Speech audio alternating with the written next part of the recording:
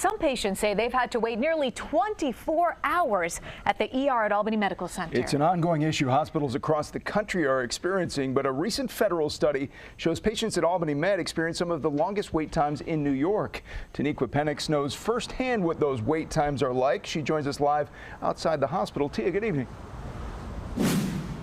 Good evening, Mark and Sabrina. I had a medical scare myself after hours, and Albany Med was my only option. I have my discharge papers here. I walked in last Tuesday, 11 p.m., and I didn't leave until Wednesday night at 7:30 p.m. Unfortunately, it's an issue that many people can relate to.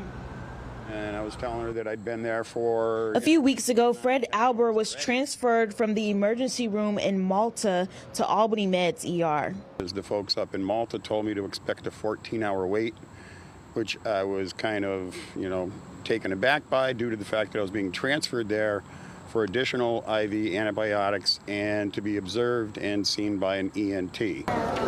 Fred says he couldn't even get anyone to grab him an aspirin for his pain. In the 13, 14 hours that I was waiting there, nobody once came around and checked on, what I needed.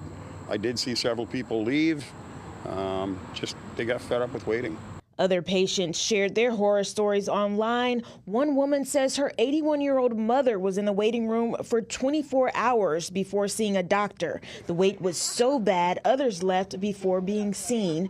With Albany Med being the only trauma center, people explained how they had no choice but to sit there in their pain. My biggest takeaway was the triage in the front end. I really feel that they could have done a much better job with that. Moving people into the back, just finding out what people were there for. I reached out to see if someone from the hospital could speak on camera. Instead, we got a statement explaining how Albany Med is the region's only level 1 trauma center, and they've been taking proactive measures to improve by recruiting and retaining staff.